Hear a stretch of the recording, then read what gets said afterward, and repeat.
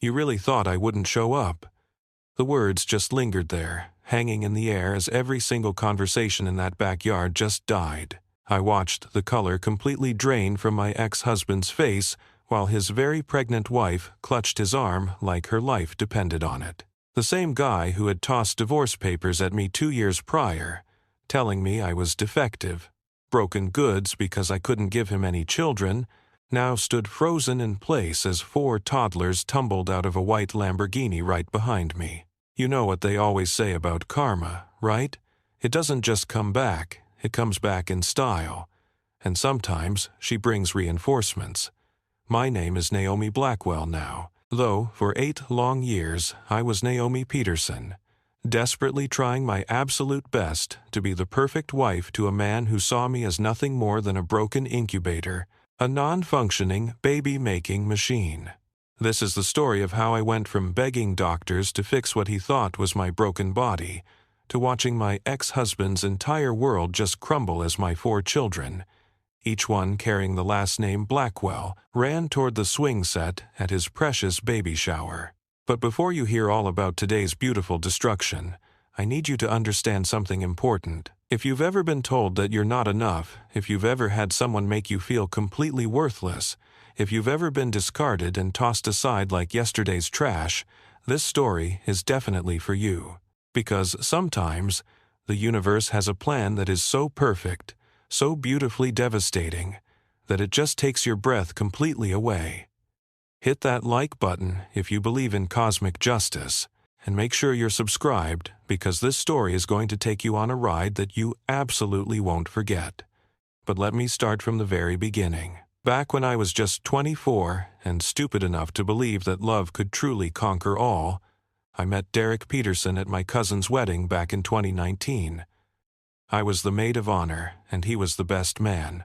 And we had that classic, movie meet-cute over a spilled glass of champagne. He was everything I thought I wanted in a man. Stable job in finance, owned his own house, and he talked all the time about wanting a big family someday. He just seemed like the answer to prayers I didn't even know I was praying. For our first 2 years together, I was literally living in a fairy tale. Derek was so attentive, so romantic, always talking about our future together. He'd point out baby clothes in stores and say things like, "Our kids are going to be so beautiful," or, "I absolutely can't wait to be a dad." He made me feel like I was the missing piece in his perfect life puzzle.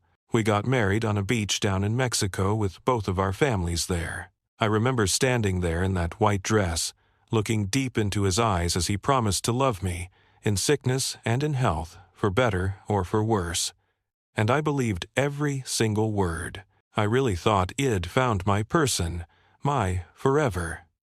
The problem started about 6 months after our honeymoon. We had been trying to get pregnant, and when it didn't happen right away, Derek started making comments. Little things at first, just asking if I was tracking my cycle correctly, suggesting I needed to eat healthier, exercise more. When I got my period each month, I'd see this flash of disappointment in his eyes that he desperately tried to hide behind these concerned husband smiles. By our 2nd year of marriage, the trying had become mechanical, scheduled, and completely joyless. Derek bought ovulation kits, tracked everything on apps, and turned our bedroom into a fertility lab. The man who used to kiss me good morning now just asked if it was the right time when he looked at me. Then came all the doctor appointments. Month after month of tests, procedures, and consultations, my body was poked, prodded, analyzed, and measured. Every single test came back normal, but Derek insisted that we keep looking for what was wrong with me. Because, in his mind, there just had to be something wrong with me. The possibility that fertility issues might be on his side of the equation never even entered his vocabulary. I started taking fertility medications that made me feel incredibly sick, with these awful mood swings that Derek had absolutely no patience for. When I would cry from all the hormones, he'd snap at me about being too emotional and how stress was probably the reason why I couldn't get pregnant. He started working late more often, going out with his friends, and just leaving me home alone with pregnancy forums and fertility apps. The worst part of all was watching him around other people's children, head light up with his nieces and nephews, posting pictures all over social media with captions like, "Can't wait for my own little ones." And his mother started making comments about how she was still waiting for grandchildren while looking directly at me during family dinners. By year 3 of our marriage, Derek had completely stopped pretending to be patient. He'd make these awful jokes about my biological clock in front of our friends. He started talking about my fertility struggles to people without my permission, painting himself as the long-suffering husband who was dealing with a defective wife. I became the problem he had to solve, the burden he carried around. Then, one night in November of 2023, everything just completely changed. I was in our bedroom injecting myself with another round of fertility hormones when Derek walked in and just stood there watching me. His face just held this look that I'd never seen before. Not frustration or disappointment, but something much closer to disgust. "You know what, Naomi?" he said, sitting on the edge of our bed. "I think we really need to talk about other options." I honestly thought he meant adoption or maybe surrogacy. I was so desperate to save our marriage at that point that I was ready to agree to just about anything. "I've been thinking," he continued, "maybe we should just take a break from all this trying. Maybe we should even take a break from each other." The hormone injection just fell from my hand onto the floor. The words, "take a break from each other," hit me like it'd just been slapped right across the face. I stared at Derek, just waiting for him to explain what he meant, hoping desperately that I had somehow misunderstood him. "What are you saying?" I whispered, still kneeling there on our bedroom floor next to the dropped syringe. Derek ran his hands through his hair, that gesture he always did when he was stressed about work. Except this time, the stress was me. Him saying maybe we rushed into this whole baby thing. Maybe we really need to figure out if we're even compatible long-term before we bring a child into this mess. This mess. 3 years of marriage, and suddenly we were a mess. "Derek, we've been together for 5 years. We're married. How much more compatible do we need to be?" He stood up and started pacing around the room, just completely avoiding my eyes. "That's just it, Naomi. I feel like all we do anymore is just focus on getting pregnant. When's the last time we just enjoyed each other? When's the last time we even had fun?" I wanted to remind him that he was the one who had turned our entire relationship into a fertility clinic. He was the one who was tracking my cycles, scheduling our intimacy, making all the doctor appointments. But something in his tone just told me this conversation was heading somewhere that I absolutely wasn't prepared for. "We can have fun again," I said, standing up. "We can take a vacation, go back to date nights, do whatever you want, but taking a break from each other? Derek, that sounds like you want to separate." Maybe I do. The room just went completely silent, except for the sound of my heart just breaking into a million pieces. I had known that things were strained, but I thought we were working through it together. I truly thought that the fertility struggle was something that was happening to us, not something that he was blaming me for. "Is this about the pregnancy?" I asked. "Because the doctors said there's still hope. We could try IVF or—" "Naomi, stop." Derek finally looked at me, and what I saw in his eyes was even worse than anger. It was pity. "This isn't just about getting pregnant anymore. This is about who we've become. I feel like I'm married to someone whose only identity is trying to have a baby. Because you made it my only identity." The words just exploded right out of me before I could even stop them. "You're the one who bought all the ovulation kits. You're the one who scheduled everything. You're the one who made me feel like a failure every single month." "I never actually said you were a failure. You didn't have to say it. I could see it in your face every single time I got my period. I could hear it in your voice when you talked to your friends about how hard this was for you, like I was some kind of defective appliance that you were just stuck with." Derek's jaw just tightened. "That's not fair, and you know it. I've been nothing but supportive through this whole entire process."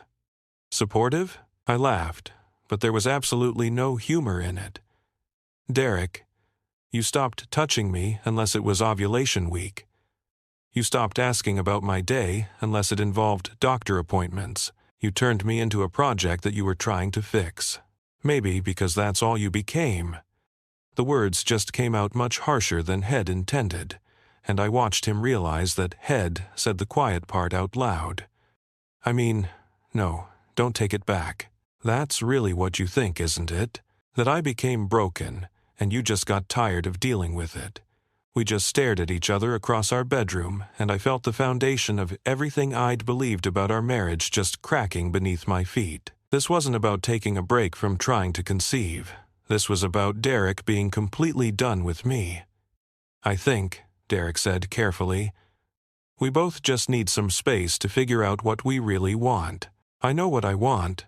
I want my husband back. I want the man who used to hold me when I cried, who used to tell me that everything would work out, who used to make me feel like I was enough, just as I am.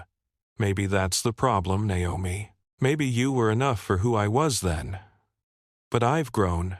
I've changed. And maybe we're just not compatible anymore. The sheer cruelty of it just took my breath away. He was essentially telling me that his growth meant outgrowing me, like I was some phase that Head just moved past. So, what are you saying? You want a divorce? I'm saying I want some time apart to think about whether this marriage is even what either of us really wants anymore. I just sat down on our bed, trying to process what was happening. Where am I supposed to go? This is our house. Actually, Derek said, and something in his tone just made my blood run cold. It's my house. I bought it before we even got married, remember? But I'm not going to kick you out or anything. We can figure out all the logistics. The logistics? He was already talking about our separation like it was just some kind of business transaction. How long have you been thinking about this? I asked quietly. Derek was quiet for a long moment. Honestly, since that last IVF consultation when the doctor said we might need to consider some more aggressive treatments, I just kept thinking about whether I even wanted to go through all of that, and whether I wanted to go through it with you, whether he wanted to go through it with me. Not whether we could handle it together, but whether I was even worth the effort. Have you talked to anyone about this? Another pause. I've mentioned some of our issues to my brother, and my mom's been asking some questions about why we don't have any kids yet, so I've had to explain some things. My stomach just dropped. You've been discussing our very private medical situation with your family. They're concerned about me, Naomi. They can see just how stressed I've been. Stressed, Derek. Him the one getting injected with all the hormones. Him the one having all these procedures. I'm the one whose body is being treated like it's just some science experiment. You're stressed? Do you think this has been easy for me? Watching you just fall apart every single month, dealing with all your mood swings, having my family constantly ask me when we're going to have kids, and not even knowing what to tell them. You could tell them it's none of their business, or you could just get help and figure out why your body won't do what it's supposed to do. The words just hung between us like a poison cloud. Derek's face immediately showed regret, but it was far too late. Head finally said what Head been thinking all along, that my infertility was just some personal failing, something that I could fix if I just tried harder.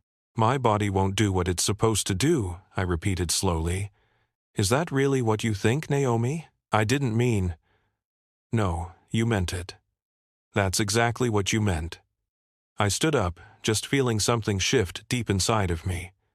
You think there's something wrong with me? You think I'm defective? I think we've been fighting biology for 3 years, and maybe it's just time to accept that some things just aren't meant to be. Some things, like our marriage. Derek looked at me with those same eyes that used to look at me like I hung the moon, except now they just held nothing but exhaustion. Maybe that night, Derek just slept in the guest room to give us both some space to think. I lay in our bed, staring up at the ceiling, just trying to understand how he'd gone from being the love of his life to just being a problem that he needed some space from. The next morning, I found him in the kitchen making coffee. 1 cup.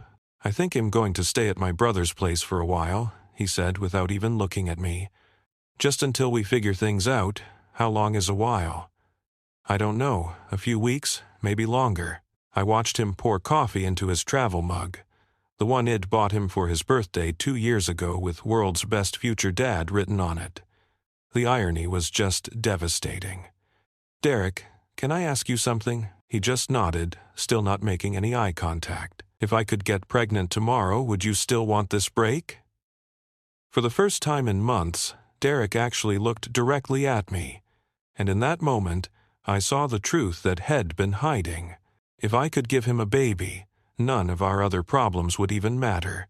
If I could just be the mother to his children, He'd put up with anything else. But since I couldn't do the one thing He'd married me for, everything else about me had just become insufficient. "I don't know," he said quietly.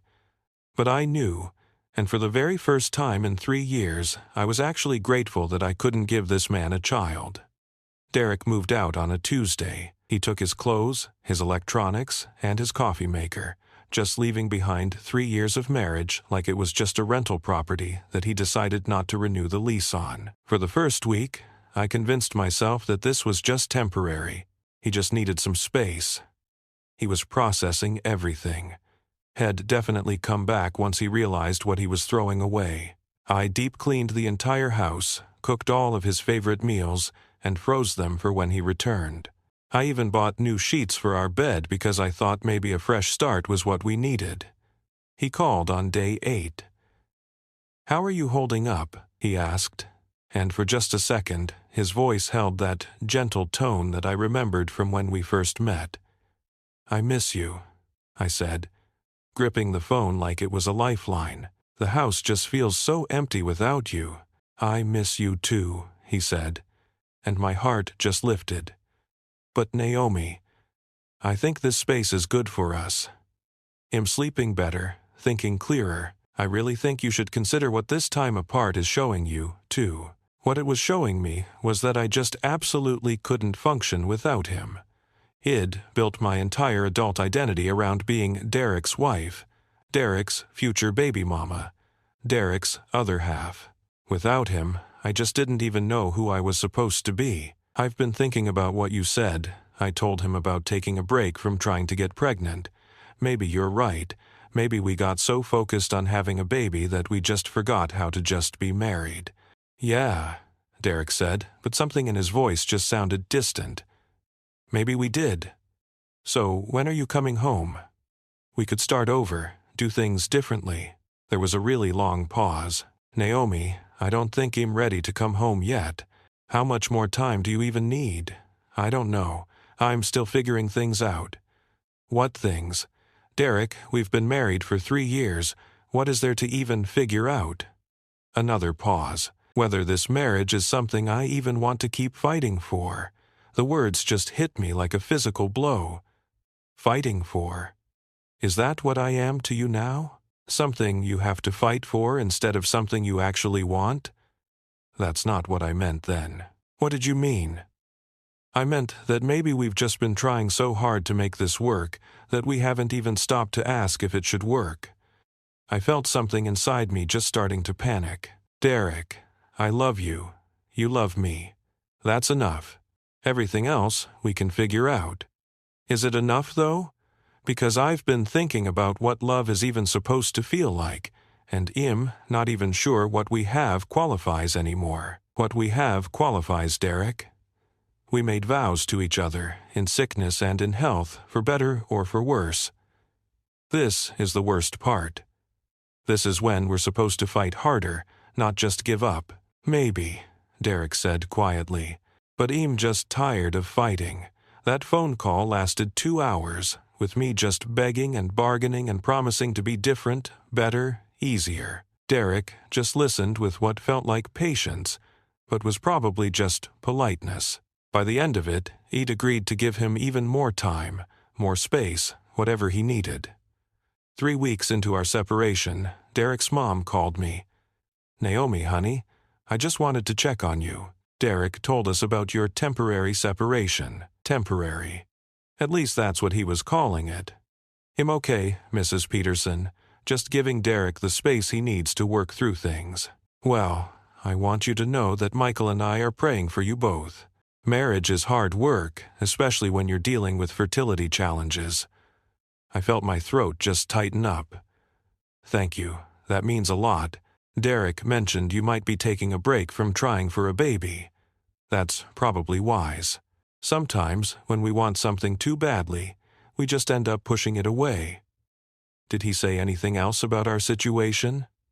There was a slight pause, just that you're both doing some soul-searching about what you want your future to look like. After I hung up, I realized that Derek was managing the narrative.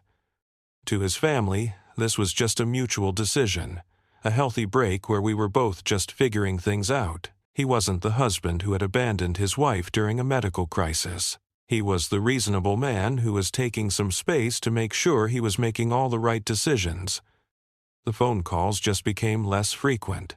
Derek would check in every few days, just asking how I was doing, but sharing absolutely nothing about what he was doing or feeling. When I asked about him coming home, he'd say he wasn't ready. When I asked what he needed to be ready, he'd say he didn't know. 2 months into our separation, I got a call from our insurance company about a claim that Derek had submitted for a consultation with a urologist.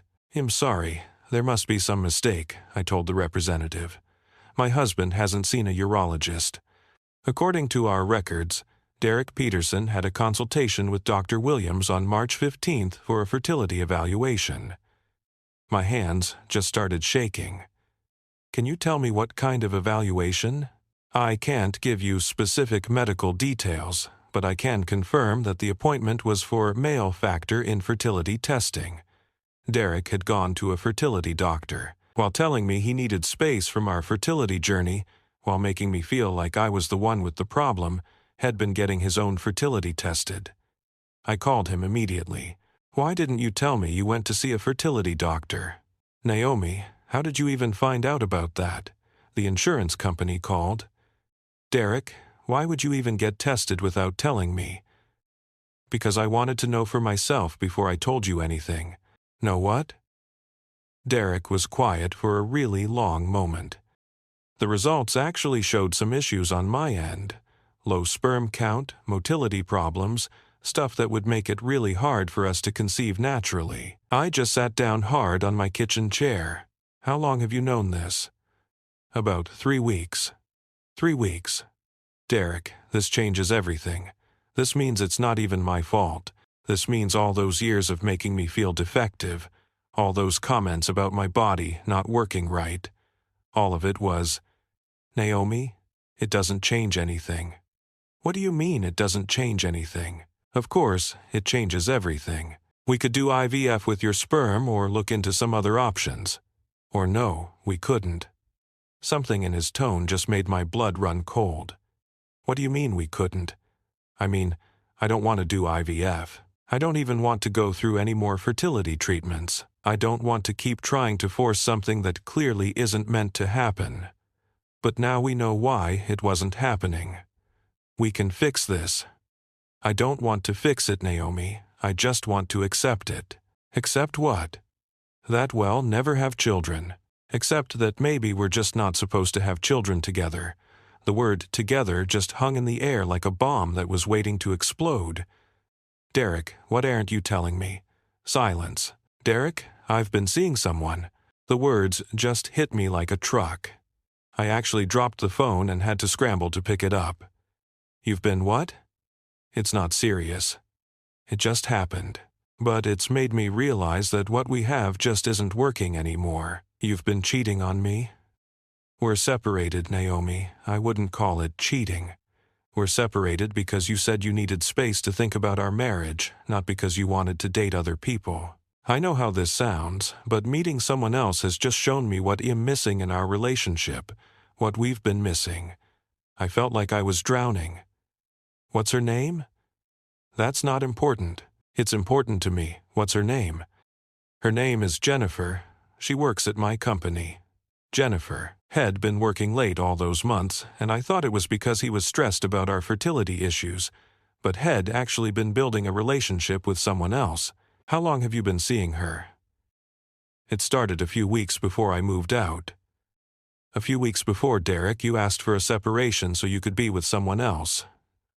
"No, that's not how it happened. Jennifer and I were just friends.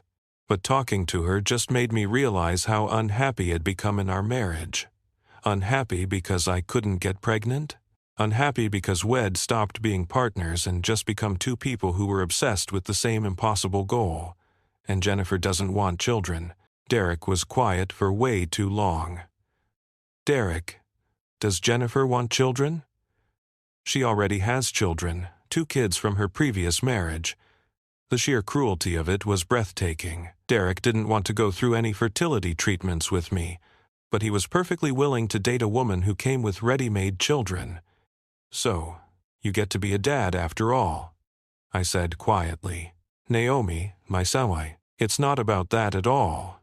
It's precisely times about that. You weren't willing to put in the effort to have children with me, but you're perfectly happy to embrace someone else's kids. You didn't want to address our fertility issues, but you're dating someone for whom fertility was never even a question. That's just not fair. Fair? Derek, you let me shoulder the blame for 3 whole years. You made me feel like my body was defective, like I was the problem, as if I wasn't woman enough to give you what you wanted. And all that time, it was your fertility that was the underlying issue. But instead of tackling it with me, as a team, you went and found someone else who could provide you with the instant family you craved, without having to put in any of the hard work. It's not that simple, you say.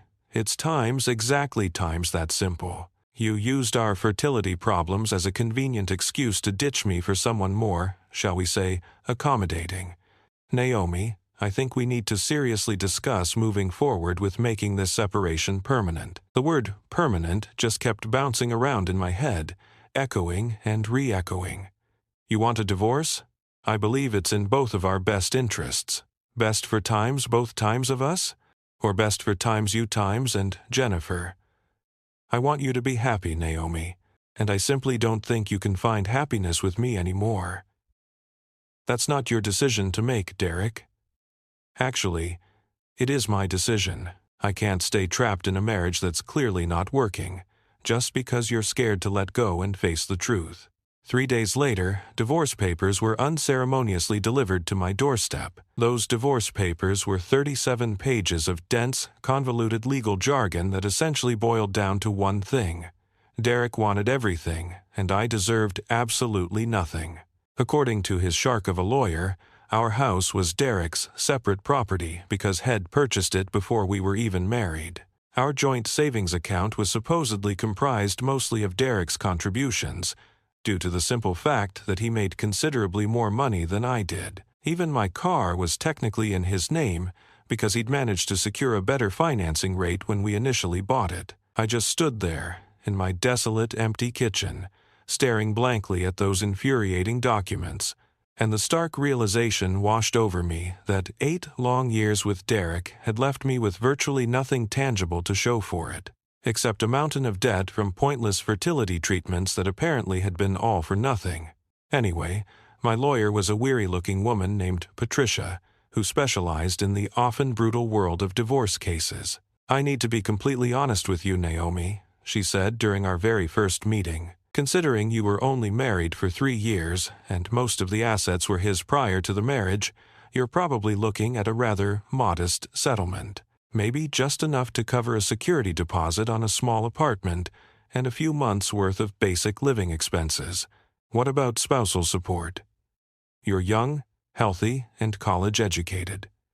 The court will most likely expect you to become self-sufficient fairly quickly. I couldn't help but think back to the 3 years I'd poured all my energy into trying to get pregnant, completely neglecting my career in the process. I'd been working part-time at a nonprofit, barely earning enough to cover my own personal expenses, while Derek was the one who handled the mortgage payments and all the major bills. I had been playing house instead of actually building a solid, sustainable life for myself. How long do I have to find a new place to live? Derek is being extremely generous by giving you 60 days. Legally, he could probably have you out of the house even sooner than that, since it's technically all his. Generous? Asterisk. Derek Times was being generous by not immediately kicking out the wife Head so callously abandoned. The first real indication that Derek was morphing into someone I simply didn't recognize came during our second mediation session. I had meekly asked if I could keep some of the furniture that we had painstakingly chosen together, and Derek's lawyer had responded by rattling off a detailed list of every single item that Derek wanted to keep, which basically included absolutely everything except my most basic personal belongings. "I would really like to keep the dining room set," I said quietly. "We picked it out together for our first anniversary." Derek didn't even bother to look in my direction. "I'm keeping all the furniture. Naomi can take her clothes and her personal items. Derek, I need somewhere to sit, something to eat on. You're keeping an entire house full of furniture. You should have thought about that before you let our marriage fall apart." Asterisk. Before times I let our marriage fall apart? As if I was the one who had given up, who had found someone else, who had actually filed for divorce. "I didn't let anything fall apart," I shot back, my voice gradually rising in volume. "You abandoned our marriage the minute you decided I was broken." "I abandoned a marriage that had deteriorated into nothing but constant doctor appointments and rigid ovulation schedules," Derek retorted, firing back with just as much venom. "I abandoned a wife who had no sense of identity whatsoever outside of trying desperately to get pregnant, because you made that my only identity. You turned our entire relationship into a soulless fertility project." Derek's lawyer cleared his throat, attempting to defuse the situation. "Perhaps we should all focus on the practical matters at hand here," he suggested. Patricia gave my arm a gentle squeeze, reminding me to remain calm. But something inside me was starting to crack. The man I had loved so deeply, the man I had given absolutely everything to, was now treating me like some inconvenient obstacle to overcome, rather than a person who had shared a significant portion of his life. 3 weeks into the increasingly acrimonious divorce proceedings, Derek's cruelty took a shocking new turn. I was at the grocery store when I unexpectedly ran into his mother. "Naomi, Mrs. Peterson said, pulling me into a hug that felt strangely forced and insincere. "How are you holding up, dear?" "I'm okay," I lied, trying to force a smile.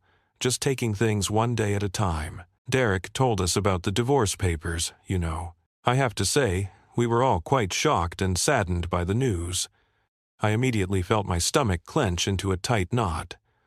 "What exactly did Derek tell you, Mrs. Peterson?" "Well, he said that you decided you simply couldn't handle the emotional toll of the fertility struggles anymore, and that you were the one who actually asked for the divorce." The entire grocery store suddenly seemed to tilt and sway around me.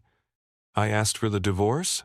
"He said that you decided you wanted to start all over again with someone who didn't constantly remind you of your fertility problems, and that you desperately needed a completely fresh start." I gripped my shopping cart tightly, struggling to keep my hands from visibly shaking. Derek was rewriting history, shamelessly casting himself as the innocent victim of my supposed emotional breakdown, instead of admitting the simple truth that he had abandoned his wife for his coworker. "Mrs. Peterson, that's simply not what happened." "Oh, honey, you really don't need to explain anything to me, dear." Derek mentioned how incredibly difficult this has all been on you emotionally. "He's actually quite worried about you, Naomi. He said you haven't been thinking clearly ever since that last failed treatment." Derek had actually told his own family that I was suffering from some kind of mental breakdown, that I was the one who couldn't cope with our ongoing fertility struggles, who had essentially given up on our marriage, and who had ultimately asked for the divorce. In his warped version of reality, he was the ever-so-concerned husband, bravely dealing with an unstable wife who had inexplicably abandoned their marriage. "Mrs. Peterson, Derek is the one who filed for divorce. Derek is the one who moved out of our house. Derek is the one who—" I stopped myself, just before I blurted out the truth about his cheating with Jennifer, because it was painfully obvious that Derek had conveniently omitted that particular detail from his carefully constructed narrative. "Oh, sweetie, I honestly think you might be a little confused about the timeline of events here. Derek said that he only filed the papers after you had already moved out of the house." I just stared at her, completely speechless. Derek had told his family that I had moved out first, that times I times had abandoned times him asterisk. "I never moved out," I said quietly. I'm still living in the house. Mrs. Peterson looked genuinely confused. But Derek said that you had been staying with friends because you simply couldn't bear to be in the house where you had tried so desperately to get pregnant. The lies were so elaborate, so meticulously detailed, so perfectly designed to paint Derek as the reasonable and understanding party, valiantly coping with an irrational wife. He had crafted an entire fictional narrative in which I was the one who had given up, who had run away, who had single-handedly broken our marriage apart.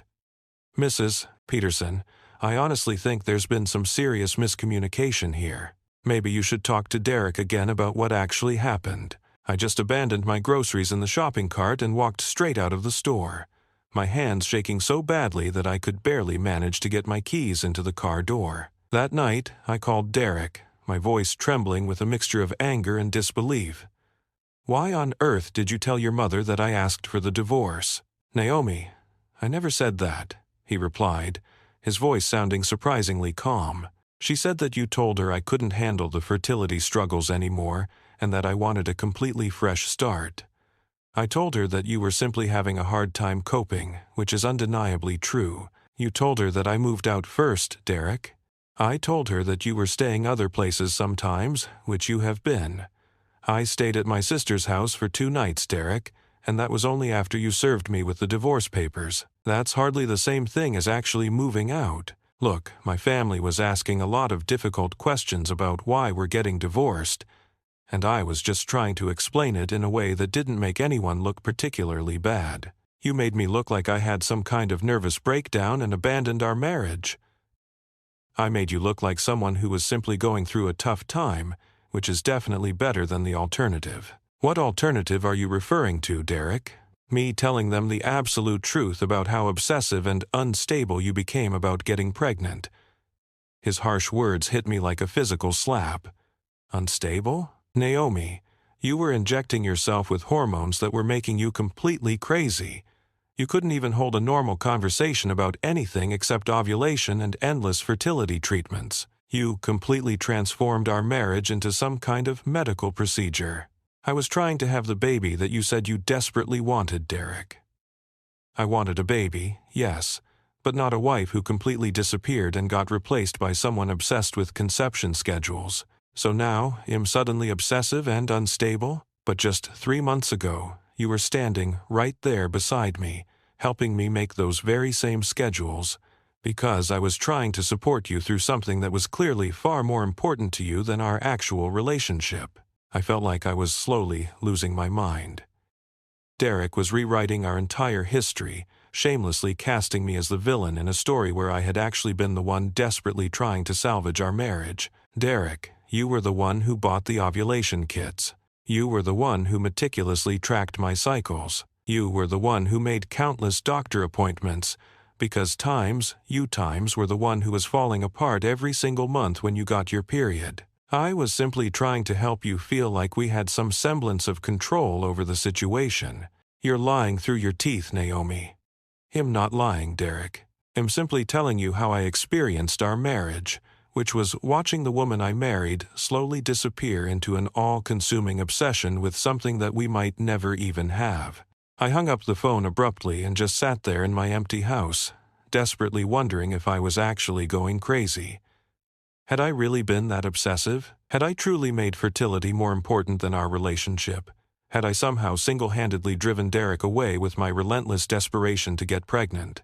2 days later, I discovered that Derek and Jennifer were already living together. My overly chatty neighbor mentioned having seen a woman and 2 small children at Derek's brother's house, which was supposedly where Derek had been staying. When I drove by after work, I immediately spotted Derek's car parked in the driveway, right next to a white Honda with a stereotypical "soccer mom" bumper sticker. I parked my car across the street and just sat there, watching through the windows as Derek happily played with Jennifer's 2 kids in the living room, while Jennifer herself contentedly cooked dinner in the kitchen.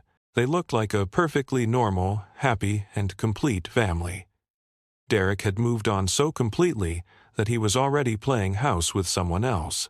Meanwhile, I was living alone in an empty house, anxiously waiting for the final divorce papers to arrive so I could somehow figure out how to rebuild my entire life from absolutely nothing. That's when the full realization finally hit me.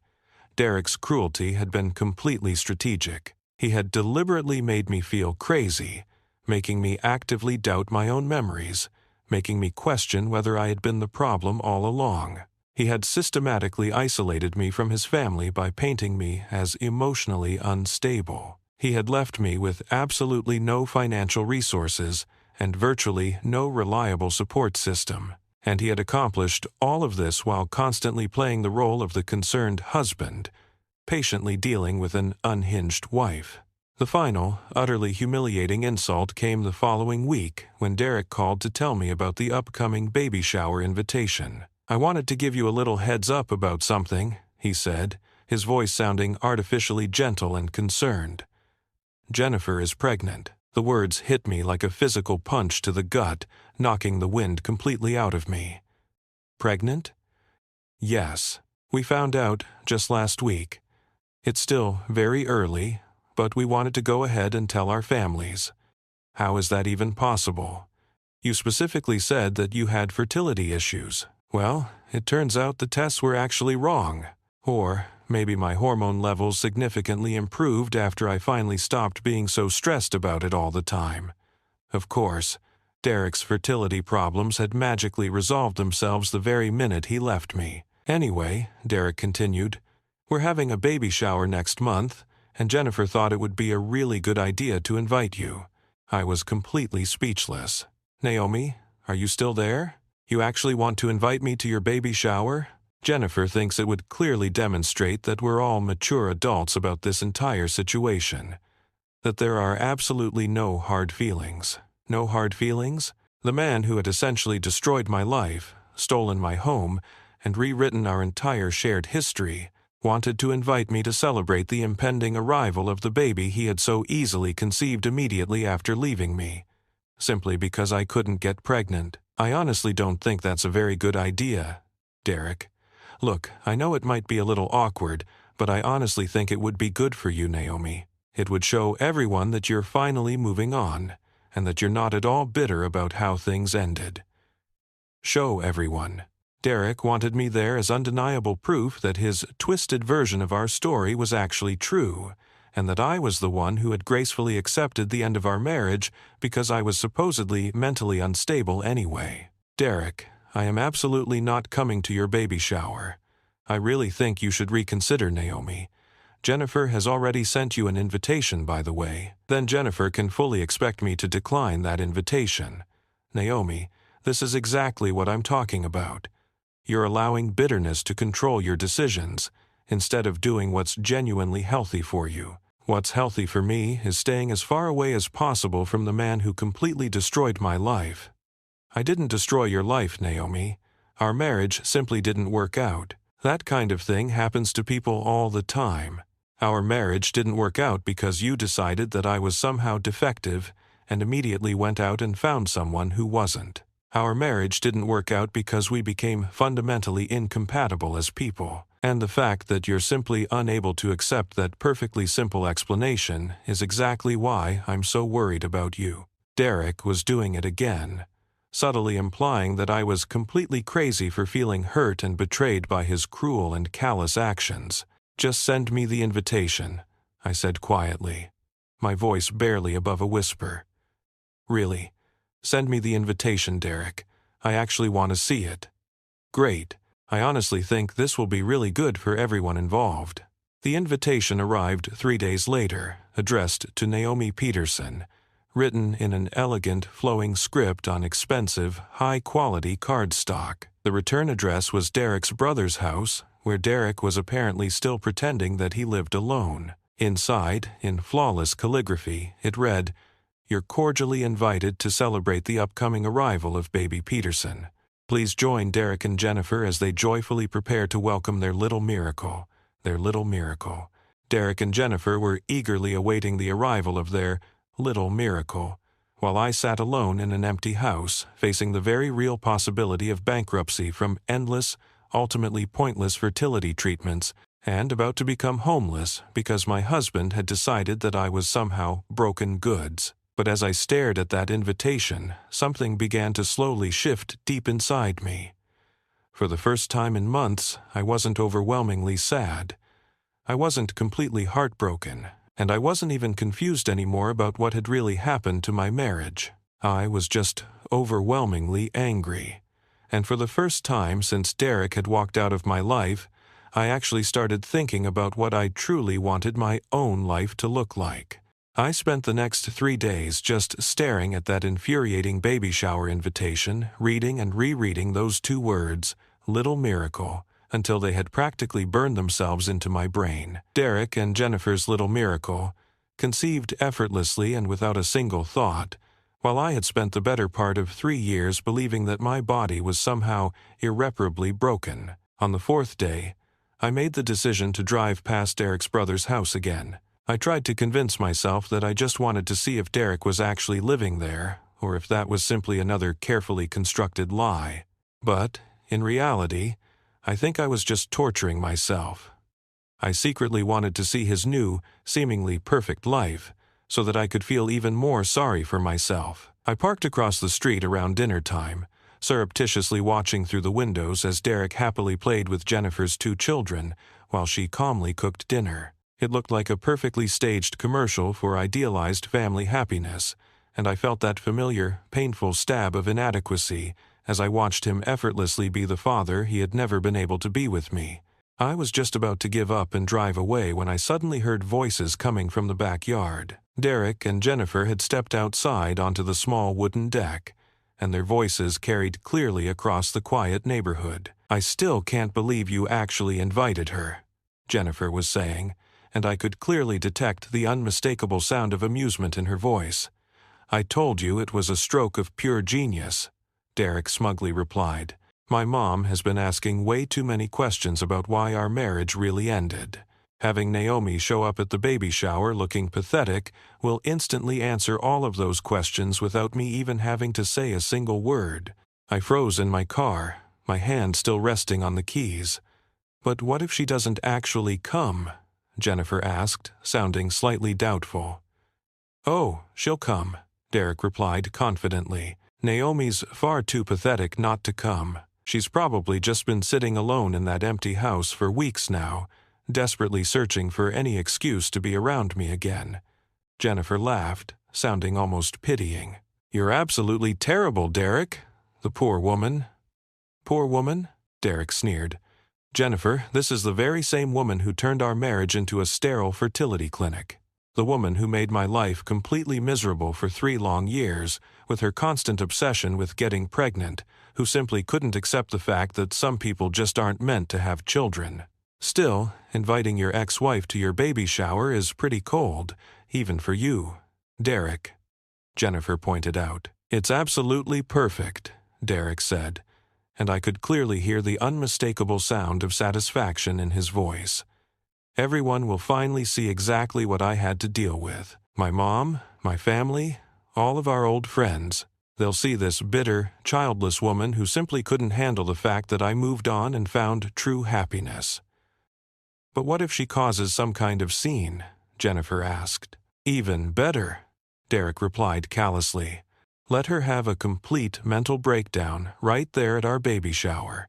Let everyone finally see just how unstable she really is. It'll perfectly justify everything I've already told them about why our marriage ultimately failed." I just sat there in my car, feeling like the ground was slowly disappearing beneath me. Derek hadn't invited me to the baby shower to show that there were no hard feelings.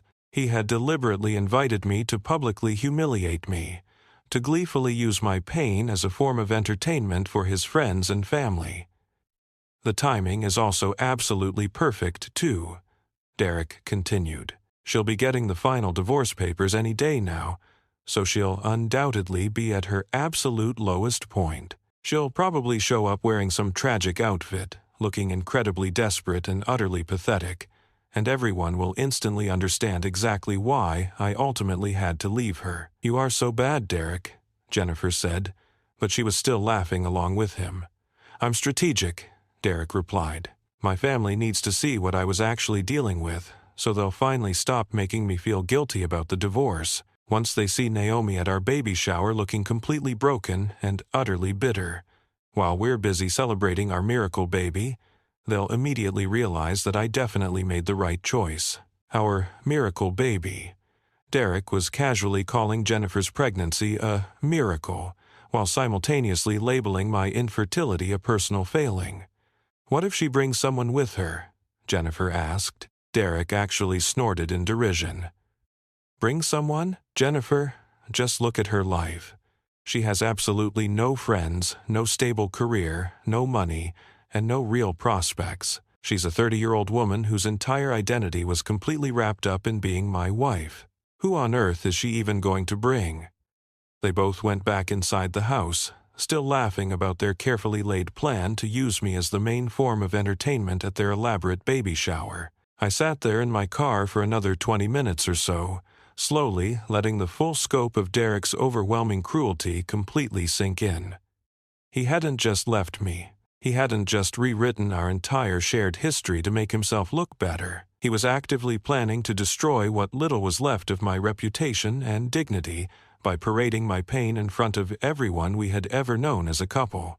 Derek desperately wanted me at that baby shower, so that people could clearly see the crazy, bitter ex-wife in stark comparison to his new, seemingly perfect family. He wanted my presence to fully justify every single lie he had ever told about our marriage, every cruel and insensitive comment he had ever made about my infertility, and every subtle way in which he had constantly painted me as the root of the problem. I drove home in a complete daze, finally understanding that the man I had loved for the past 8 years was not just indifferent to my pain and suffering, but that he was actively enjoying it. He was intentionally using my pain as a convenient tool to make himself look like the good guy. That night, I finally called my sister Maya for the first time since the divorce papers had arrived. "Naomi, I've been wondering when you were finally going to call me back," she said, sounding slightly relieved. "I know. I'm so sorry, Maya. I've just been dealing with a lot lately. How are you holding up with everything that's going on?" I completely broke down and told her absolutely everything. The separation, the concealed fertility test results that Derek had deliberately hidden from me, Jennifer, the endless lies he had told his family, and, finally, what I had tragically overheard about the baby shower. Maya was completely silent for a long time after I finished speaking, and I could practically feel her simmering rage through the telephone line. "Naomi," she said finally, "that man is a complete sociopath."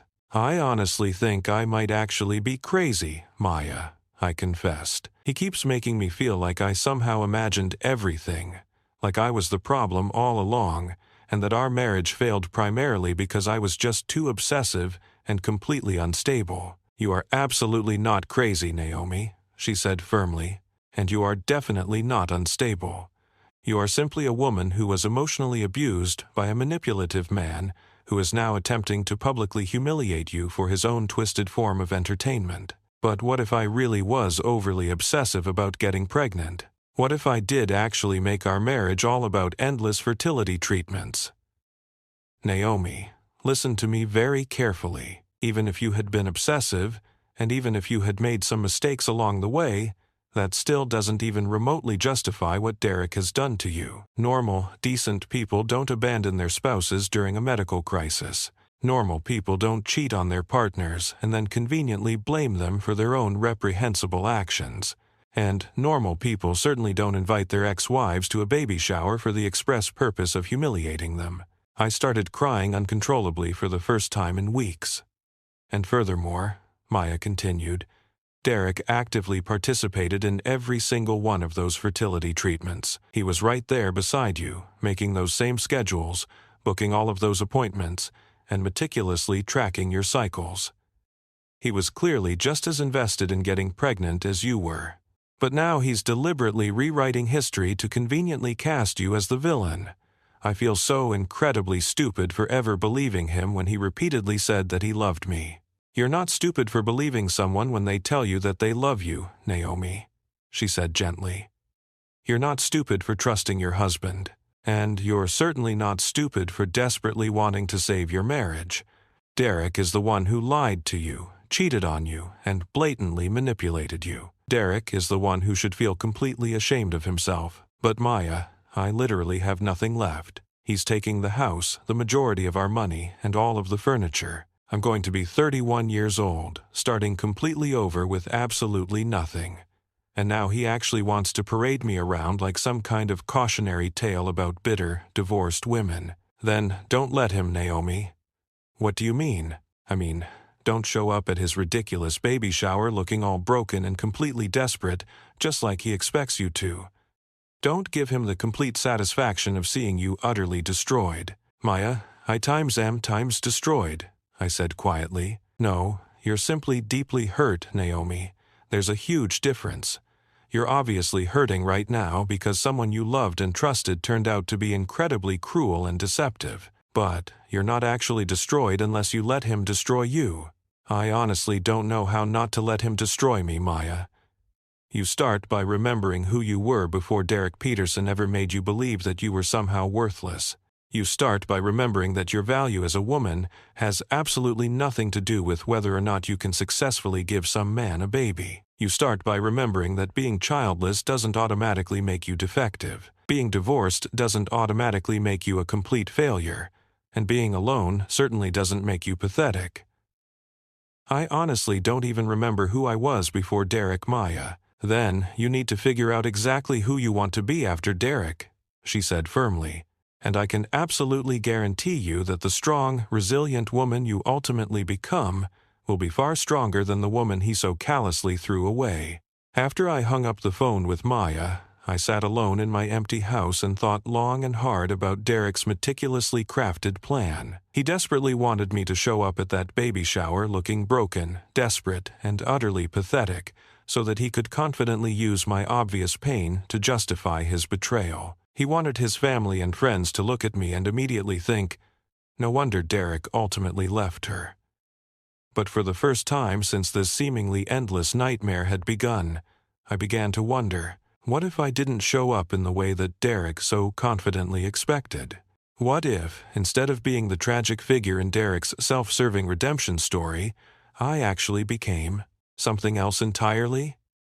I glanced at that baby shower invitation again, but this time, I wasn't reading it as some kind of victim. I was reading it as a woman on the verge of discovering exactly what she was truly capable of. Derek had made one seriously crucial mistake in his whole twisted plan to humiliate me publicly, had given me advanced notice, and had completely underestimated the person I might become once I finally stopped buying into his lies about who I was. The final divorce papers arrived on a Thursday morning, hand-delivered by a courier who looked almost embarrassed to be the one handing me the documents that would officially bring my marriage to an end. I signed for them with shaky hands, then sat down at my kitchen table to read through the settlement agreement that basically cemented Derek's victory. The house had to be vacated within 30 days. I was getting $12,000 from our joint savings, which was barely enough for the first and last month's rent on a halfway decent apartment. Derek was keeping the car since it was in his name, which meant he'd have to figure out transportation. Even my engagement ring had to be returned since it was considered a conditional gift based on a marriage that was now defunct. I called Patricia, my lawyer, to double-check that I was reading everything correctly. I'm sorry, Naomi. Derek's lawyer was incredibly aggressive about this settlement.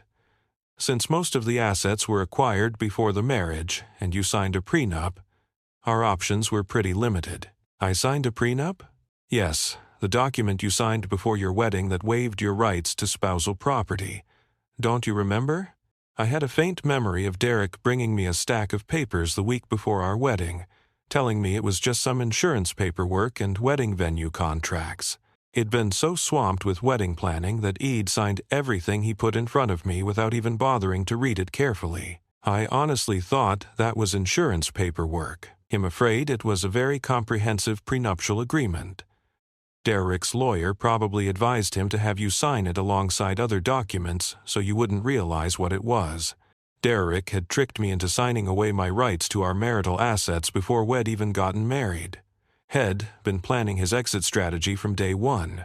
That afternoon, I started looking for apartments I could afford on my measly non-profit salary. The only places in my price range were studio apartments in pretty rough neighborhoods or shared housing situations with total strangers. I was about to become a 1-year-old divorced woman living in a tiny studio apartment with a futon and whatever belongings Derek decided I was allowed to keep.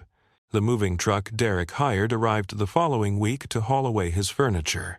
I watched 3 men carry out the dining room, set Wed, picked out together, the couch where Wed spent countless hours watching movies, the bed where Wed tried so desperately to conceive a child. They left me with my clothes, my books, and a folding chair Derek had forgotten about in the garage. I spent my last night in that house, sitting on the floor of what used to be our bedroom, eating takeout Chinese food and wondering how my life had become such a complete and utter disaster. 8 years with Derek, and I was leaving with even less than Id had when I first met him. But the worst was yet to come. 2 days before Derek's baby shower, I ran into Jennifer at the grocery store. She was practically glowing with that first trimester pregnancy radiance, her hand resting protectively on her still flat stomach as she examined prenatal vitamins.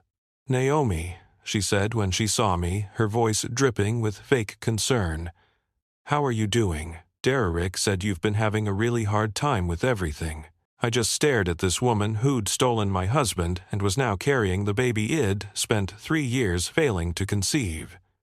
She was younger than me, prettier than me, and apparently way more fertile than me. Everything Id failed to be. "Him fine," I somehow managed to say. "Good. I'm so glad to hear that. Derek's been so worried about you." Derek was worried about me? The man who'd engineered my complete destruction was worried about me. "I hope you're still planning to come to the baby shower," Jennifer continued. "I know it might be awkward, but Derek thinks it would really help you move on. You know, accept that Derek's happy now and stop holding on to the past. He said you've been having trouble letting go of your marriage." I felt something inside me crack. Jennifer wasn't just carrying Derek's baby. She was carrying his narrative about me. She genuinely believed I was some pathetic ex-wife who couldn't accept that Derek had moved on to someone better. "Jennifer, can I ask you something?" "Of course. Did Derek tell you why our marriage ended?" "He said you became obsessed with having a baby, and it put too much strain on your relationship. That you couldn't handle it when the treatments didn't work, and you started blaming him for your fertility problems." Derek had told her Id blamed him for my fertility problems, when the truth was that he blamed me for his fertility problems. "Did he mention that he had fertility issues too?" Jennifer looked completely confused. "Derek doesn't have fertility issues. The doctor said our baby was conceived naturally. No problems at all. Derek had testing done that showed low sperm count and motility issues. I think you might be confused, Naomi. Derek and I got pregnant on our 2nd month of trying. There's nothing wrong with Derek's fertility." I just stared at her, realizing that Derek had lied to me about his test results too. There had never been any fertility issues on his side. Had invented that story to make me feel less alone in my supposed brokenness, then used it as just another reason to leave me when he found someone else. "Anyway," Jennifer continued, "I hope you can be happy for us. Derek deserves to have the family he's always wanted. Derek deserves to have the family he's always wanted." As if I'd been selfishly preventing him from having children instead of desperately trying to give them to him. I walked away from Jennifer without another word, leaving my groceries in the cart again. In my car, I sat shaking with a rage so pure it scared me. Derek hadn't just left me for someone else, had systematically destroyed my sense of reality, made me question my own memories, and convinced everyone in our social circle that I was an unstable woman who'd driven away a good man. And now he was planning to parade me in front of our friends and family as proof of how right he'd been to leave me. That night, I called Maya again. "I can't do this anymore," I told her through tears. "Derek has destroyed everything. My marriage, my home, my finances, my reputation. Even the woman he left me for thinks I'm the crazy ex-wife who couldn't handle that he was happy. Naomi, you need to get out of there. Come stay with me in California for a while. Get away from Derek and his poison, and remember who you are. Maya, I can't afford a plane ticket to California. I can barely afford rent on a studio apartment. I'll send you a ticket. Just pack a bag and come here. You need distance from this situation before it completely destroys you. What's the point? Derek's won. He got everything he wanted. The perfect wife, the easy pregnancy, the instant family, and everyone believing I was the problem. I'm just the cautionary tale now. The point is that you're 31 years old, and your life is not over. The point is that Derek Peterson is not the final word on your worth as a human being. The point is that you get to decide what happens next. I don't know what happens next. I don't know who I am without Derek. Then come to California and figure it out. Come here where no one knows Derek's version of your story, and remember what it feels like to be yourself again. After I hung up with Maya, I sat in my empty house and thought about Derek's baby shower, which was happening in 2 days. He was expecting me to show up broken and desperate, ready to be humiliated for the entertainment of his friends and family. But Maya was right about one thing. Derek didn't get to be the final word on my worth. I looked around at the empty rooms that had once been my home, at the folding chair that was now my only furniture, at the suitcase he'd packed with the few possessions Derek had allowed me to keep. For 3 years, I'd let Derek convince me that my value as a woman depended on my ability to give him children. For 8 years, I'd let him define my worth based on how well I served his needs. For the past 6 months, he'd let him rewrite our history to make me the villain in his redemption story. But sitting in that empty house, something shifted inside me. Maybe it was rock bottom. Or maybe it was the moment I finally stopped believing Derek's lies about who I was. I pulled out that baby shower invitation one more time, reading those words. Little miracle. In Jennifer's flowing script, Derek wanted me there as his broken ex-wife, proof of what happened to women who weren't good enough to keep him. But what if I didn't show up as Derek's ex-wife at all? What if I showed up as someone completely different? I picked up my phone and called Maya back. Maya, I changed my mind about California. Really? When do you want me to book your flight? I don't want to run away from Derek's baby shower. I want to go. Naomi, I don't think that's a good idea. You heard what Derek said about wanting to humiliate you. I did hear what Derek said, and I've decided he's right about one thing. This baby shower is going to show everyone exactly who we really are. It's just not going to show what he thinks it's going to show. What do you mean? I mean, Derek has been telling everyone I'm a broken, bitter woman who couldn't handle that he found happiness. So, I'm going to show up at his baby shower and prove him right. I'm confused. Derek expects me to arrive looking desperate and pathetic. He wants his family and friends to look at me and think, thank God, Derek escaped from that mess. So, that's exactly what I'm going to give them. Naomi, that sounds like you're planning to humiliate yourself. No, Maya. I'm planning to let Derek humiliate himself. For the first time in months, I was thinking clearly. Derek had built his entire narrative around the idea that I was unstable, bitter, and pathetic. Had convinced everyone that leaving me was an act of self-preservation, but narratives could be rewritten. And Derek had just given me the perfect stage to do it. I spent the next morning researching Derek's baby shower like I was planning a military operation. The party was being held at his brother Michael's house, the same house where Derek had been pretending to live alone while actually playing house with Jennifer and her kids. According to the Facebook event page Jennifer had created, 60 people were invited, including Derek's entire family, his co-workers, and most of our former mutual friends. The guest list read like a catalog of everyone who now believed Derek's version of our story. His mother, who thought I'd abandoned our marriage because I couldn't handle fertility struggles. His brother, who probably thought Derek was a saint for putting up with my obsession with getting pregnant. His co-workers who'd watched Derek find happiness with Jennifer after escaping his unstable ex-wife. I was studying the event photos Jennifer had posted.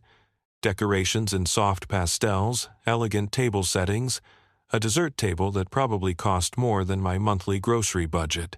Then my phone rang. Miss Peterson, This is Dr. Martinez from the fertility clinic. I wanted to follow up on your recent test results. My heart just stopped. I'm sorry, what test results? The comprehensive fertility panel you had done 3 weeks ago. The results came back, and I wanted to discuss some exciting findings with you. Dr. Martinez, I haven't been to your clinic in over 6 months. According to our records, you had blood work and ultrasound imaging done on March 28th. Let me check. Yes, here it is. The results show excellent ovarian reserve, perfect hormone levels, and no indicators of any fertility issues whatsoever. I felt the room start spinning. That's impossible. I've been trying to get pregnant for 3 years with no success. Miss Peterson, based on these test results, you should have no trouble conceiving naturally. In fact, your fertility markers are exceptional for your age. I'm actually surprised you haven't conceived already. Doctor, I think there's been some mistake. Someone else must have used my name or insurance. Let me double-check the information. Social Security number ending in 4829. Birth date, November 15th. That was me. Yes, but I didn't have any tests done. The tests were ordered by your husband, Derek Peterson. He said you were too emotional about the results to call yourself, so he wanted to handle the follow-up. Derek had ordered fertility tests for me without my knowledge, then lied about the results. Dr. Martinez, what exactly did my husband tell you about my previous test results? He said you'd been told you had unexplained infertility and that you were having a difficult time emotionally accepting the diagnosis. He wanted updated testing to see if anything had changed. And what do these new results show?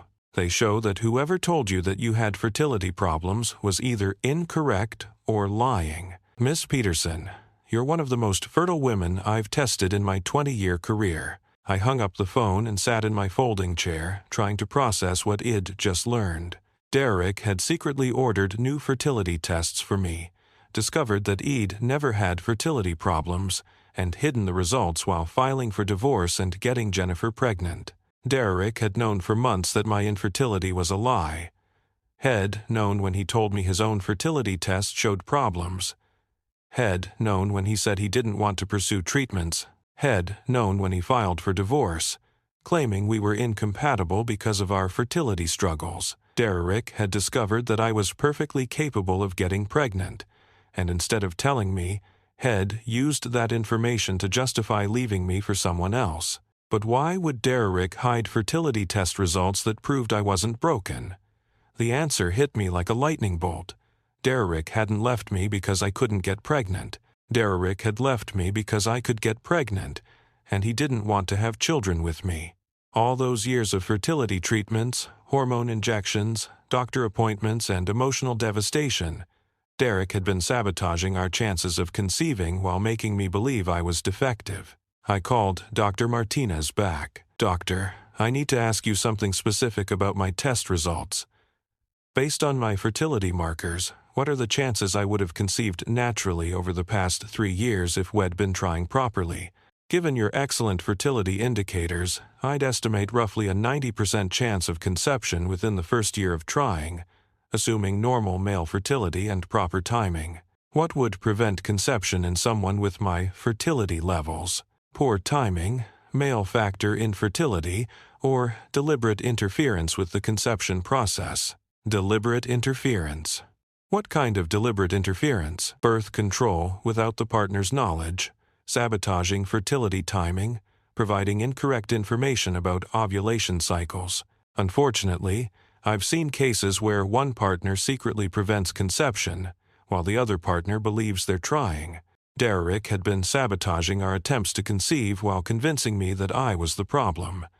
I thought back to all those months of tracking my cycle and how Derek had been the one managing the timing. How he bought the ovulation kits and interpreted the results, how Head scheduled our intimacy around what he claimed were my fertile days. Derek had been deliberately mistiming everything while making me believe we were trying our hardest to get pregnant. For 3 years, I'd injected myself with hormones, undergone painful procedures, and blamed my body for failing to do something Derek was actively preventing from happening. And when Head gotten tired of the charade, had secretly confirmed that I was perfectly fertile, then used our infertility struggles as justification for leaving me for a woman who could give him the instant family head actually wanted all along. I called Maya immediately. "Maya, I need to tell you something, and it's going to sound insane." "What happened?" I told her about Dr. Martinez's call, about the test results Derek had hidden, about the realization that he'd been sabotaging our conception efforts while making me believe I was broken. Maya was quiet for a long time. "Naomi," she said finally, "that's not just cruel, that's psychological abuse. Derek didn't just lie to you. He systematically destroyed your sense of reality while causing you physical and emotional harm. Maya, what if Derek never wanted children with me at all? What if he just liked the idea of being married? But when it came time to actually start a family, he realized he didn't want it to be with me. Then he should have been honest instead of torturing you for 3 years. But don't you see? Derek couldn't just say he didn't want children with me because then he'd look like the bad guy. So instead, he made me believe I couldn't have children, made everyone believe our marriage failed because of my fertility problems, then left me for someone who already had kids so he could be an instant father without having to actually commit to having children with anyone. That's diabolical. It's perfect. Derek gets to be the victim of unfortunate circumstances instead of the husband who abandoned his wife because he didn't want to have children with her. He gets the family he wants without any of the work or commitment, and I get to be the broken woman whose body failed her marriage.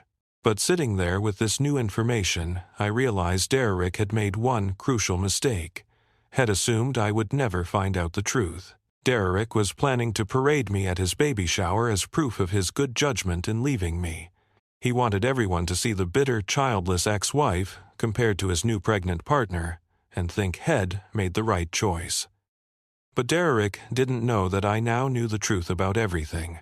He didn't know that I had proof of his lies, evidence of his manipulation, documentation of his cruelty. Derek thought he was inviting his broken ex-wife to be humiliated at his baby shower, but he was actually inviting someone who could destroy his entire carefully constructed narrative with a single phone call. I looked at that baby shower invitation again, but this time I wasn't seeing it as a victim. I was seeing it as an opportunity. Derek wanted to use me as entertainment at his party? Fine. But the entertainment wasn't going to be what he expected. I picked up my phone and started making calls, not to airlines to book flights to California, not to apartments to find somewhere to hide. I started calling people who could help me become someone Derek would never see coming, because Derek had taught me something valuable over the past 8 years. If you're going to destroy someone, you make sure they never see it coming. And Derek Peterson had absolutely no idea what was about to hit him. The choice was clear. Now, I could accept Derek's narrative about who I was, the broken, bitter ex-wife whose fertility problems had ruined her marriage. Or I could show everyone who Derek really was. I chose destruction, but not my own destruction, his. The first call I made was to Dr. Martinez, asking for copies of all my test results and medical records. The second call was to a lawyer who specialized in medical fraud and intentional infliction of emotional distress. The third call was to my sister Maya. "Maya, I need you to help me with something, and I need you to trust me completely." "What do you need?" "I need you to help me disappear for 18 months. "Disappear?" Derek wants to parade me at his baby shower as the broken ex-wife who couldn't handle his happiness. But what if the woman who shows up isn't broken at all? What if she's someone he never could have imagined? "Naomi, what are you planning?" "I'm planning to become someone Derek will wish he'd never betrayed." Maya was quiet for a moment. "Okay, what do you need me to do?" "I need to come to California, but not to hide. I need to completely reinvent myself. I need to become successful, confident, and happy. I need to become everything Derek said I could never be without him." "That sounds like a good plan for your life, but what does it have to do with the baby shower?" "Derek sent me an invitation to a baby shower happening 18 months from now." "Naomi, Derek's baby shower is this weekend." "No, Maya. Derek's first baby shower is this weekend, but I have a feeling there's going to be another celebration in his future, and when there is, I'm going to be ready. What I didn't tell Maya was that Eid already started putting pieces in place. The fertility records Dr. Martinez had given me were just the beginning. He'd also requested copies of Derek's fertility tests. The ones Head claimed showed problems, but were actually completely normal. He'd documented every lie Derek had told his family about our divorce. He'd saved every text message where he tried to make me feel crazy for remembering our marriage differently than his revised version. But more importantly, Eid started planning for a future Derek couldn't imagine. I moved to California and enrolled in business school, using the small settlement from our divorce as a down payment on my education. While Derek was playing house with Jennifer, I was learning about entrepreneurship, investment, and building wealth. I started therapy to undo the psychological damage Derek had inflicted, but more importantly, to understand how Eid allowed myself to be manipulated so completely. I learned about gaslighting, emotional abuse, and how abusers systematically destroy their victims' sense of reality. I also learned that everything Derek had told me about myself was a lie. I wasn't obsessive, I was dedicated. I wasn't unstable, I was passionate. I wasn't broken. I was betrayed. I wasn't worthless. I was undervalued. 6 months into my new life, I met Marcus Blackwell at a business conference in San Francisco. Marcus was a tech entrepreneur who'd built and sold 3 companies by the age of 35. He was intelligent, kind, successful, and, most importantly, he saw me as a whole person rather than a fertility vessel. When I told Marcus about my marriage to Derek, he was horrified by the psychological abuse it endured. When I told him about Derek's fertility sabotage, Marcus held me while I cried for the woman it'd been who'd believed she was defective. "Naomi," Marcus said that night, "Derek didn't leave you because you couldn't have children.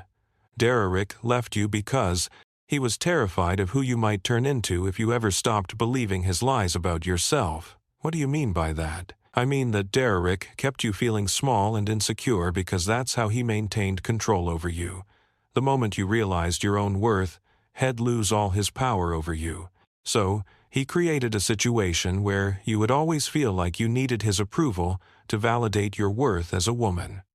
Marcus was absolutely right. Derek hadn't just sabotaged my fertility. He had also sabotaged my self-worth. Every month that I failed to get pregnant, I believed a little more that I was fundamentally flawed. Every doctor's appointment that didn't provide any answers made me more dependent on Derek's support and validation. Derek had been systematically destroying my confidence, so I would never believe I deserved better than what he was offering me. But Marcus saw something in me that Derek had tried so hard to erase: potential. Within a year, Marcus and I had launched a consulting firm that helped women start businesses after major life transitions, like divorce or job loss. The company was immediately successful because we were solving a genuine problem, helping women rebuild their lives after being torn down by circumstances or people who had underestimated them. Marcus and I fell in love while building something meaningful together. When he proposed, it wasn't because he needed me to complete his life. It was because he wanted to share his life with someone he genuinely admired and respected. But the real miracle happened when we decided to start a family. I got pregnant in our 2nd month of trying, exactly as Dr. Martinez had predicted I would with my excellent fertility. When the ultrasound showed we were having twins, Marcus cried with joy. When the next ultrasound revealed we were actually having quadruplets, Marcus spun me around the doctor's office, laughing about how we were going to need a bigger car. 4 babies, Marcus said, kissing me. Our little soccer team. Are you sure you can handle 4 babies at once? I asked. Naomi, I can handle anything with you. You're the strongest woman I know. Marcus had seen me build a successful company from nothing. Had watched me heal from years of psychological abuse. Had witnessed me discover my own worth and refused to settle for less than I deserved. To Marcus, I wasn't a woman who had failed at her first marriage because of fertility problems. I was a woman who had survived emotional torture and emerged stronger. When our quadruplets were born, 2 boys and 2 girls, all healthy and perfect, Marcus was the first to suggest they carry his last name. "I want the world to know these children belong to our family," he said. "I want everyone to know how proud I am to be their father and your husband."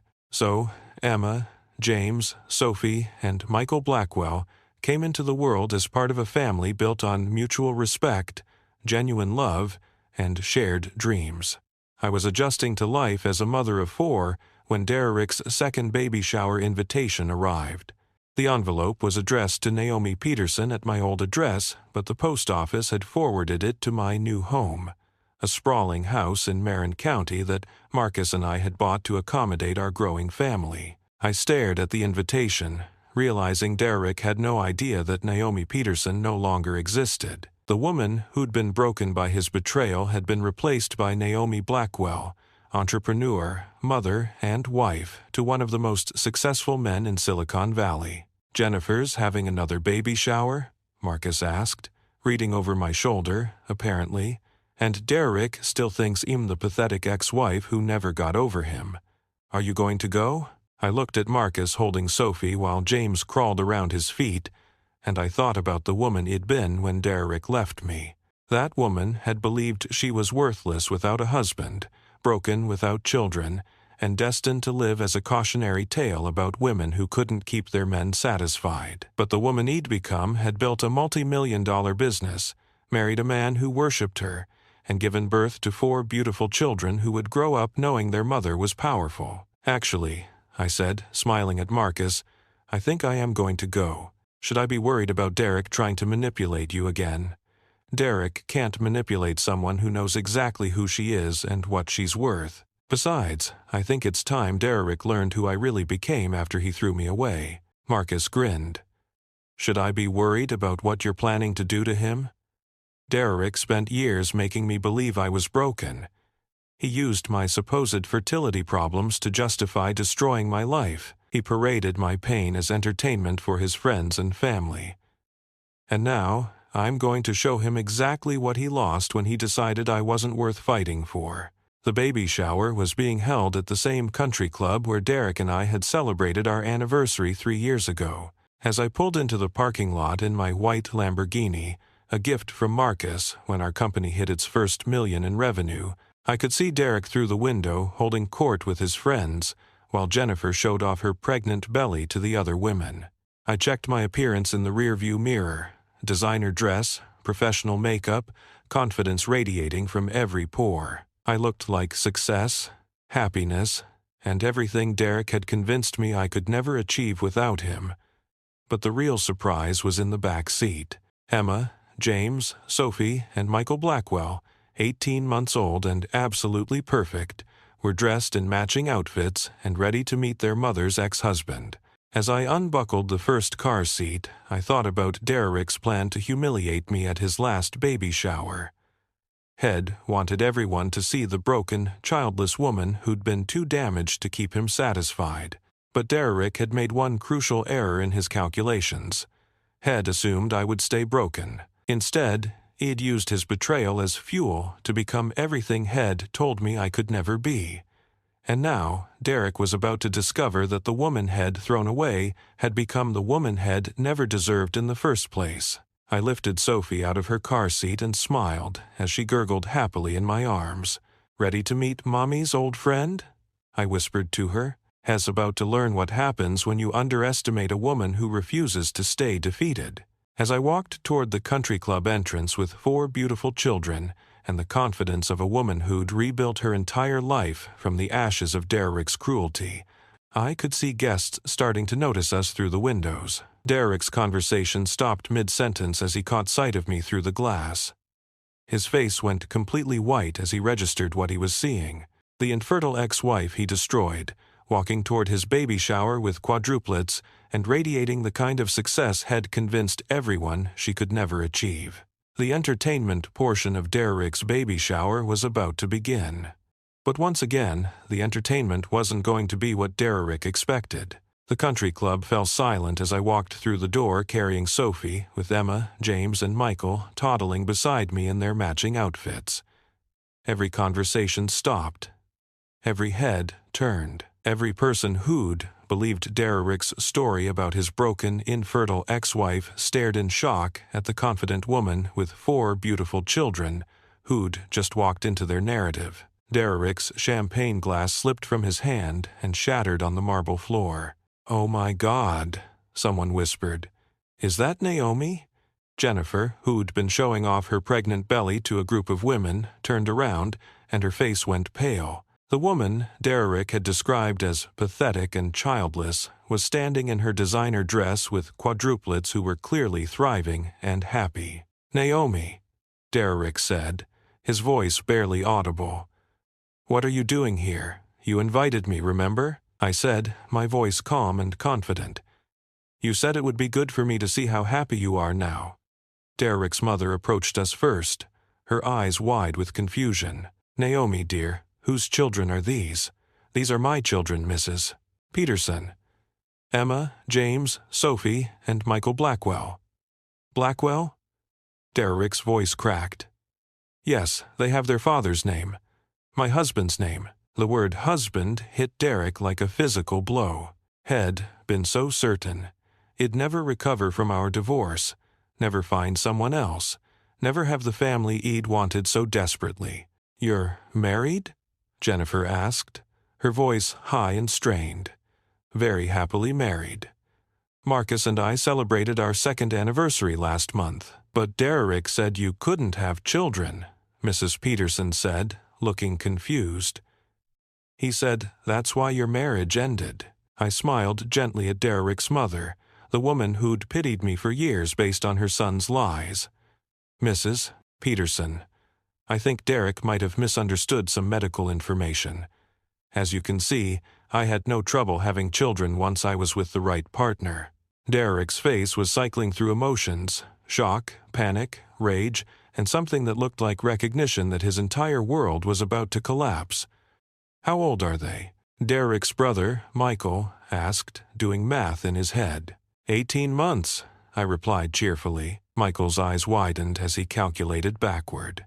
"But that means you got pregnant almost immediately after your divorce was final." "Actually, I got pregnant about 6 months after our divorce." Apparently, Derek was incorrect about my fertility issues. A murmur went through the crowd as people began to realize the implications of what I was saying. If I'd gotten pregnant easily with someone else, then Derek's story about our marriage ending due to my infertility didn't make sense. "I don't understand," Jennifer said, looking between Derek and me. "Derek said you had unexplained infertility, that you'd been trying for years with no success." "We were trying for years with no success," I confirmed. "But it turns out the problem wasn't my fertility after all." Derek's face had gone completely white. He knew where this was heading, and he was powerless to stop it. "Derek," his mother said slowly, "if Naomi could have children, why couldn't you two have children together?" The country club was dead silent, except for my babies babbling happily in their strollers. Everyone was looking at Derek, waiting for an explanation that would make sense of the contradictions in his story. "It's complicated," Derek said weakly. "Actually, it's not complicated at all," I said, pulling out my phone. Dr. Martinez from the fertility clinic helped me understand exactly what happened. Derek's eyes went wide with panic. "Naomi, don't what, Derek? Don't tell the truth? Don't share the medical records you hid from me? Don't explain to your family and friends how our marriage really ended? What medical records?" "Mrs.?" Peterson asked.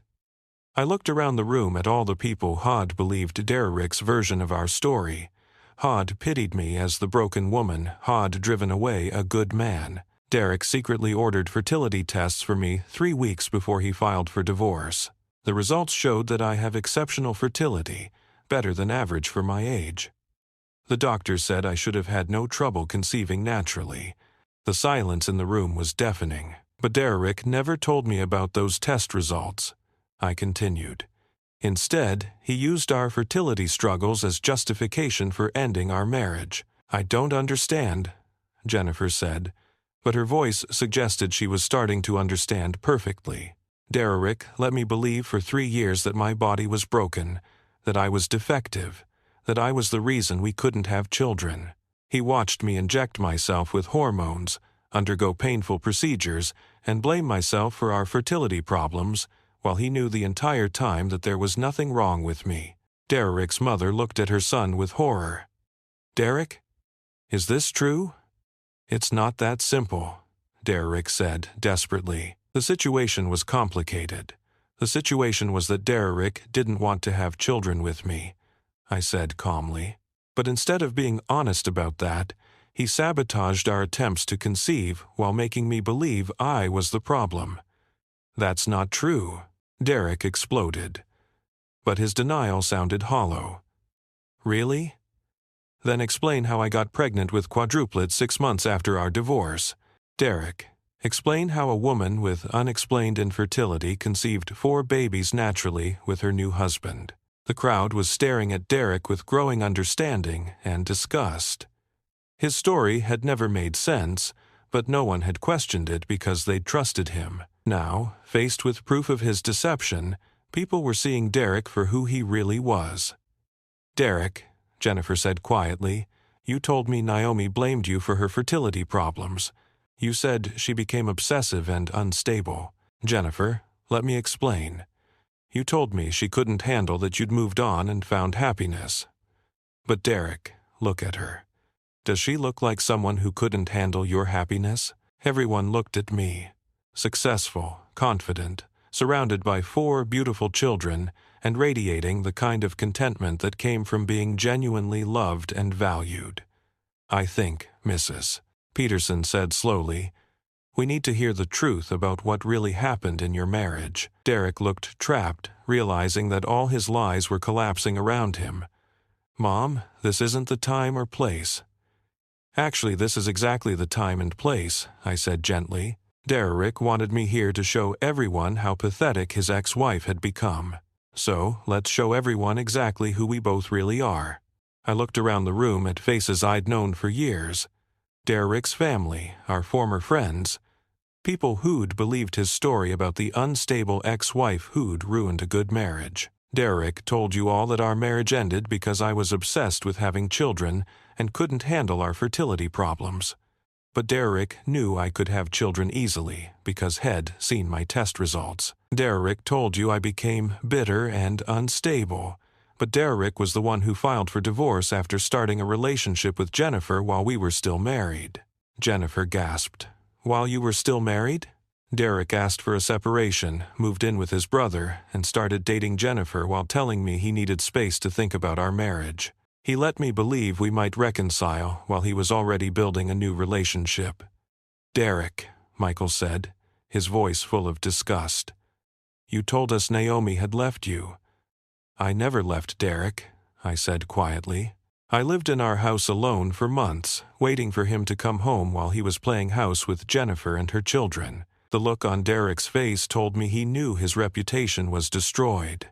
Every lie he'd told was being exposed in front of everyone who mattered to him. But here is what Derek didn't count on. I continued. Derek thought destroying my marriage would destroy me. He thought taking away my home, my financial security, and my sense of self-worth would leave me broken forever. I looked directly at Derek, the man who'd once made me believe I was worthless. Instead, losing Derek was the best thing that ever happened to me. It forced me to discover who I really was underneath all the lies had made me believe about myself. Marcus chose that moment to walk into the country club, having finished parking the car. He was tall, handsome, successful, and clearly adored me and our children. He kissed me gently and took Michael from my arms. "Sorry, I'm late, sweetheart. Traffic was terrible." He looked around the silent room and smiled. "I hope I didn't interrupt anything important."